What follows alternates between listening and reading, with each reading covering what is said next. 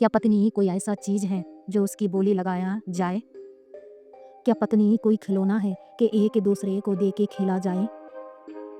पति पत्नी ही की बोली लगाई जुए में हारने के बाद अपने हैवान लोगों को पत्नी ही को परोस दिया।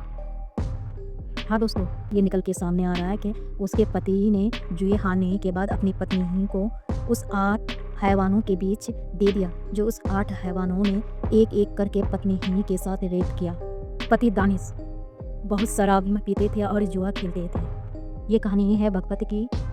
ये मामला होने के बाद उसकी पत्नी ने सुबह रिपोर्ट लिखाने पुलिस थाने आई और उसने पूरी वो रात की पूरी वो कहानी वो सच्चाई बताई।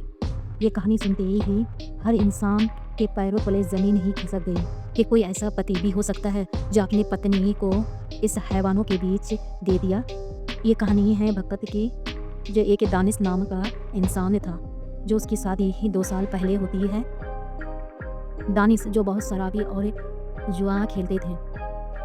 उसकी पत्नी ने ये भी बताया है कि जुआ हारने के बाद मुझे उस हैवानों के बीच छोड़ दिया और उस हैवानों में 3 आदमी ही का नाम लेते हुए वो बोली कि एक आदमी ही का नाम था उमेश गुप्ता, दूसरा का नाम था मोनू और तीसरा का नाम था अशोक।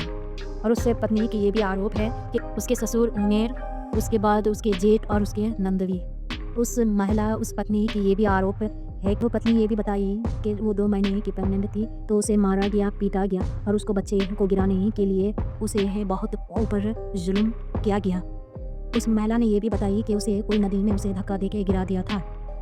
अब यही प्रार्थना है कि इस महिला के आरोप में जो भी सच्चाई है पुलिस जल्दी से जल्दी ही सबूत एक करे और आरोपी है उसको सजा दे और इस औरत को, इस पत्नी को या इस महिला को इंसाफ दे। अगर ये वीडियो अच्छी लगी तो कमेंट, लाइक और सब्सक्राइब ज़रूर करें और फिर मिलते हैं एक नया वीडियो के साथ।